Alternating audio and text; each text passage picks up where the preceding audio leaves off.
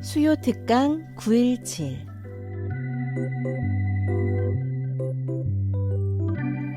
여러분이 궁금한, 우리가 듣고 싶은 이야기들을 만날 수 있는 시간, 수요 특강 917입니다. 오늘은 지금은 선교할 때를 주제로 모관대학교 선교훈련원장 송덕용 선교사님의 특강을 전해드립니다.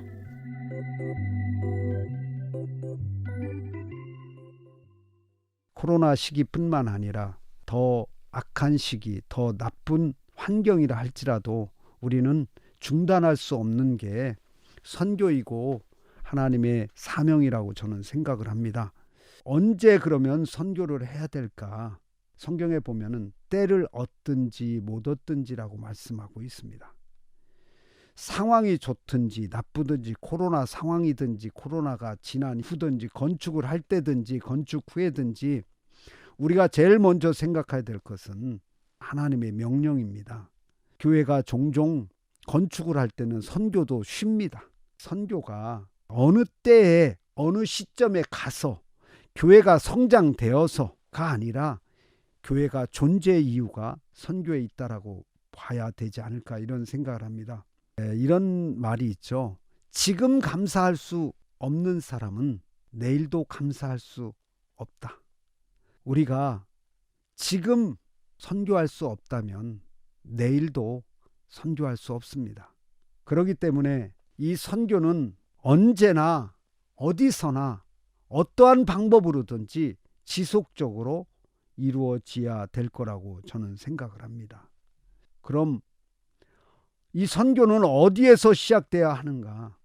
선교는 내 자신의 삶 속에서부터 이루어져야 된다라고 생각을 합니다. 선교가 특별한 것이 아니라 내 삶이 선교가 돼야 될 것입니다. 나나 내 가정이나 속회나 교회나 교단, 이런 것도 중요하지만 더 중요한 것은 내 자신의 삶 속에서 이제 선교가 한 걸음 한 걸음 시작돼야 될 것이고, 또한 무엇을 선교를 해야 될 것인가, 어떻게 이 선교는 이 복음이라는 것을 잘 싸야 됩니다. 이 복음을 선교라는 포장지에 잘 싸서 이 선교지에 잘 아름답게 겸손하게 잘 전달되어야 될 거라고 생각을 합니다.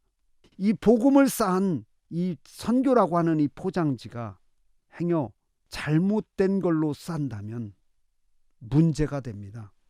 복음이 선교라는 포장지에 가면서 한국교회의 잘못된 방법이 그 안에 묻어 있다든지, 한국교회의 잘못된 관행이나 전통이나 이런 것들이 묻어 있다라고 한다면 그것은 그 선교지에 똑같이 전달될 것입니다. 우리는 선교를 하다 보면 종종 선교지가 우리보다 열악하고 못 살립니다.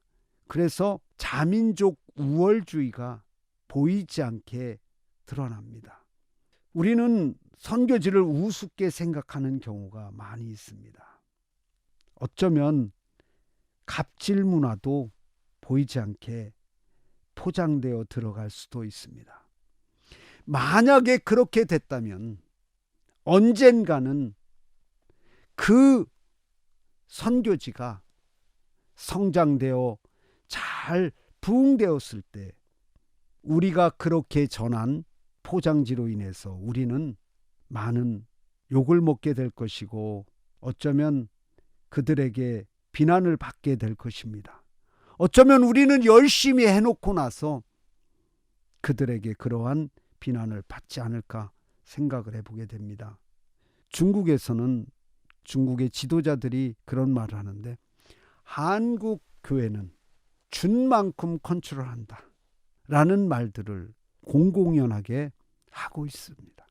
정말 이런 코로나 시기에 우리가 복음을 전해주면서 정말 겸손하게, 정말 그들을 섬기는 마음으로 우리가 조심스럽게 나가야 될 것입니다. 그러면 선교는 여러 가지 방법이 있습니다. 그런데 크게 나눠보면 세 가지의 방법으로 우리가 선교를 할 수 있습니다. 처음에는 언어가 되기 전까지는 어떤 선교를 하냐면 돈으로 물질로 하는 선교들을 하게 됩니다. 우리가 사실은 선교를 하려면 잘 준비하고 많은 시간을 리서치하고 준비하고 해서 선교를 해야 되는데 우리는 한국 문화는 빨리빨리 문화입니다. 빨리빨리 보고가 돼야 되고 빨리빨리 결과가 나타나야 되기 때문에 물질로 빨리빨리 결과가 나오는 선교를 하게 됩니다. 장학금을 주는 선교, 교회 건축을 해주는 선교, 우물을 파주는 선교, 그 지역에 필요한 것들을 물질로 도와주는 그러한 선교들을 하게 됩니다. 이것은 정말로 빠르고 효과적인 선교인 것처럼 보여집니다. 그들도 금방금방 다가옵니다. 선교지에 있는 분들도 정말 고맙다고 다들 그렇게 합니다. 그러한 선교들은 잘못하면 나쁜 게 아니라 아편이 될 수 있겠구나라는 생각이 됩니다. 필요에 의해서 그들의 필요를 하나 채워주고 하나가 해결되면 둘을 요구하고 둘을 채워주면 셋을 요구하고 계속적으로 그들은 요구하게 됩니다. 그래서 그들이 결국에는 선교사를 의지하게 만들고 자립할 수 없는 상황으로 몰고 가지 않은가, 저는 조심스럽게 그런 문제를 바라보고 있습니다. 그래서 정말 물질로 하는 선교는 NGO는 가능합니다. 정부와 정부에서는 얼마든지 가능합니다. 그러나 우리 선교에 복음을 쌓아들고 복음을 잘 감싼 것이 물질이 되지 않아야 된다라고 생각을 합니다. 그래서 저는 이 물질이 정말 아편이 되지 않도록, 그러나 이런 것도 필요로 합니다. 이것이 필요가 하지 않다라는 게 아니라 필요한데 이것이 잘 전달돼야 될 것이고 정말 그들에게 아편이 되지 않도록 해줘야 되지 않을까, 이런 생각을 합니다. 두 번째로는 말로 하는 선교입니다. 자, 말로 하는 선교에는 가르치는 선교가 있습니다. 교육 선교가 있습니다. 성경 공부가 있습니다. 제자 훈련이 있습니다. 너무나 좋은 것입니다. 우리가 여기에서 많은 스킬들을 배워가지고 갑니다. 그런 것들을 많이 여기서 준비를 해갖고 들어가고, 또한 한국에 있는 목사님들이 본인의 교회에서 성공했던 것들을 선교지에 가지고 들어옵니다. 그래서 일주일 동안, 한 달 동안을 그 지역에 있는 지도자들을 가르치기 시작을 합니다. 그래서 말로다가 그들을 설득을 합니다. 그리고 그들도 설득이 당해집니다. 그리고 이해를 시킵니다. 그리고 이해가 됩니다. 감동도 시킵니다. 감동도 됩니다. 그리고 또한 그들이 은혜들을 받게도 합니다.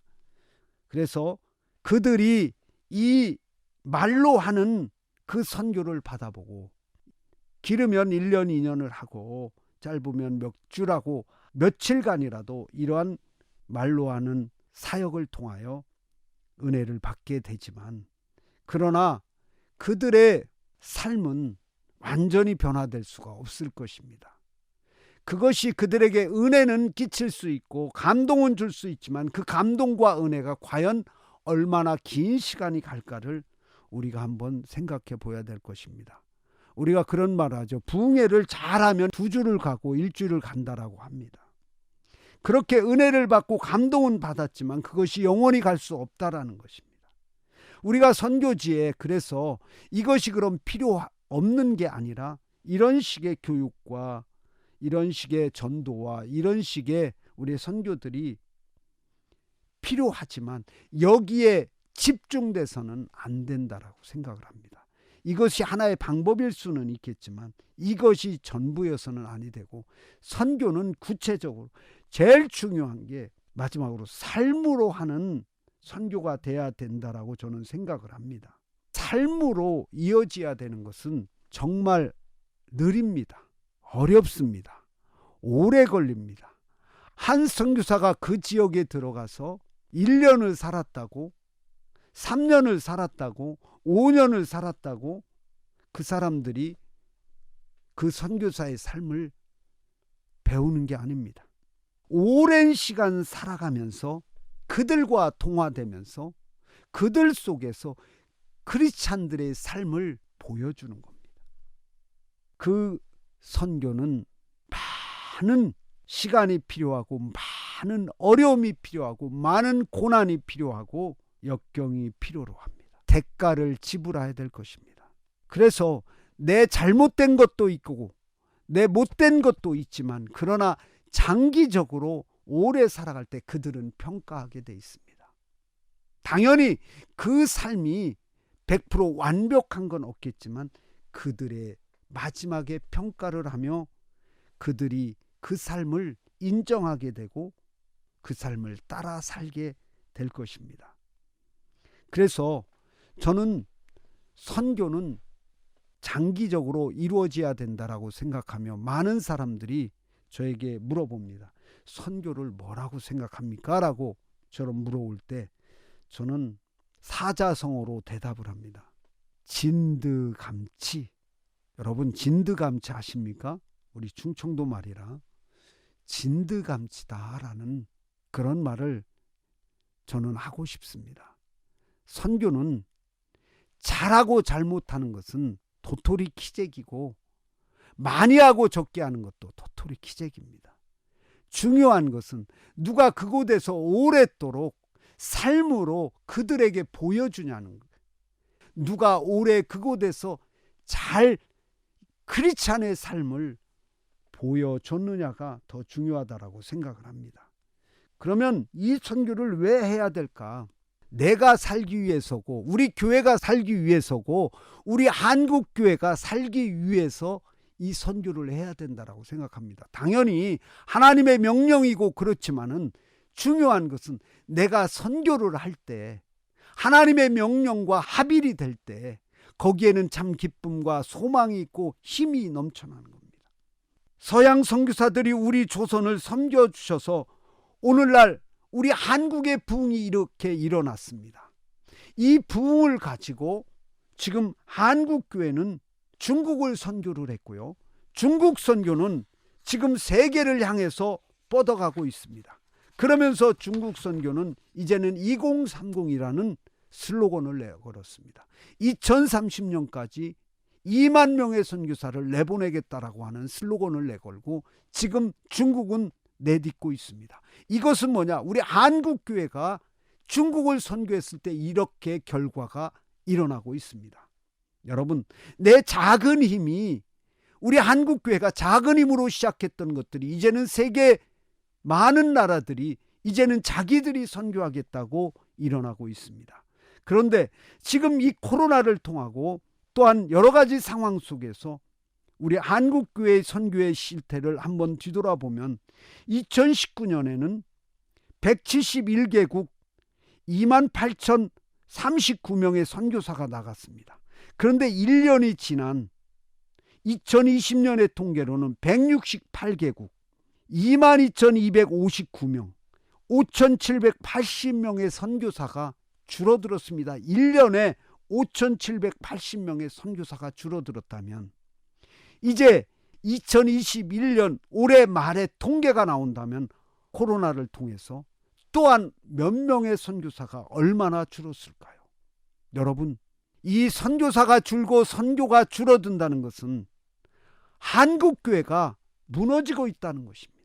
여러분, 다시 한번 우리가 무너지는 이 한국교회를 일으켜 세우기 위해서 우리 각자가 일어나서 다시 한번 세계 선교의 발판이 되도록 내 스스로가 회복되는 놀라운 역사가 일어나 하나님 앞에 잘 서서 착하고 충성된 종아, 내가 적은 일에 충성하였음에 내가 너에게 더 큰 것을 맡기노라는 하나님 앞에 인정받고 쓰임받는 우리 한국교회와 내 자신들이 되기를 주님의 이름으로 부탁을 드립니다. 감사합니다.